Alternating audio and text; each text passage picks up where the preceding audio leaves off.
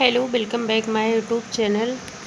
आइए आज बात करते हैं कि यूपी टीजीटी पीजीटी की तैयारी कैसे करें। यूपी टीजीटी पीजीटी में क्या पढ़ें, किस विषय में आवेदन करें, जीएस का कितना वेटेज है, 1/3 की नेगेटिव मार्किंग हो गई है। इस सब मुद्दों पे आज बात करते हैं।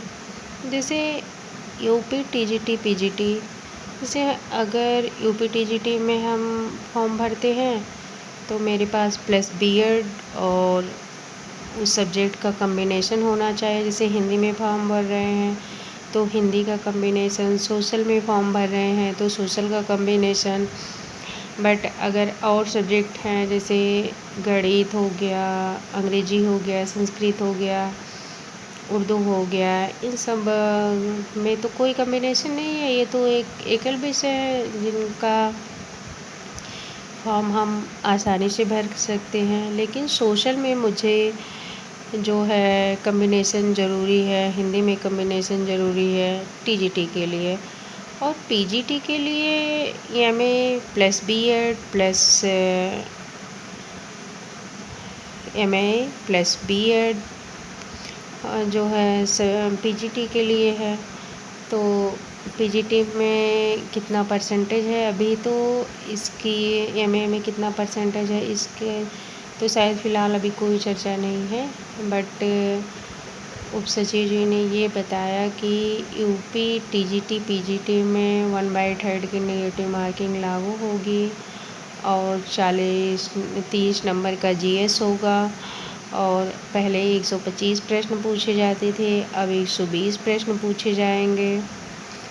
सब ऐसे है, लेकिन हमें अब इसका फॉर्म देखिए कब तक देखने को मिलता है। और नए नियमावली से भर्ती आती है या पुराने नियमावली से। अगर पुरानी नियमावली से भर्ती आती है तो ज़्यादा बेस्ट है।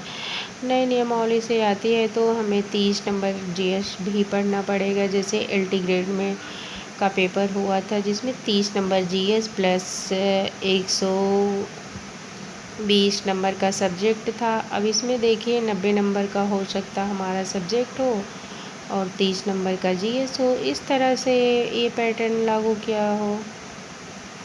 लेकिन हमें पढ़ाई करती रहनी चाहिए। टीजीटी पीजीटी वैकेंसी का हम फॉर्म का इंतज़ार ना करें। हम लगातार भाई बहनों को पढ़ाई अपना 3 घंटे 4 घंटे 5 घंटे 6 घंटे, मतलब हमारे पास जितना समय मिल रहा है हम उस समय को यह सोचने में ना बिताएं कि हमारी वैकेंसी किसी कब आ रही है, कितनी आ रही है, नए नियमावली से आ रही है कि पुरानी नियमावली से आ रही। हमको इस सारे चक्कर में नहीं पड़ना है। हमें जिस सब्जेक्ट में फॉर्म भरना है हमें उस सब्जेक्ट की पूरी कमांड होनी चाहिए। अगर नहीं है तो हम तभी भी फॉर्म भरें और जीरो लेवल से तैयारी को अपने शुरू करें।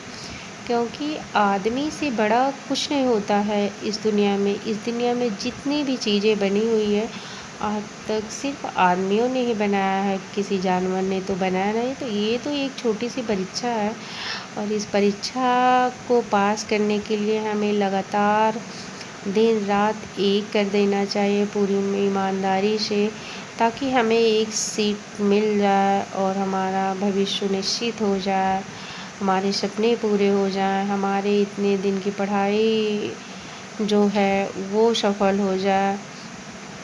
इसलिए हम एक शिक्षक, अच्छे शिक्षक बने और समाज में आगे बढ़ने का, आगे शिक्षक तैयार करने की हमारी अच्छी सोच होनी चाहिए। इसलिए हमें लगातार मेहनत करने रहते चाहिए। अब सब्जेक्ट तो हमें तैयार करते रहना चाहिए। जीएस की बात है तो जीएस का सिलेबस आएगा तो उसमें पता चलेगा कि मुझे क्या पढ़ना है, कैसे पढ़ना है।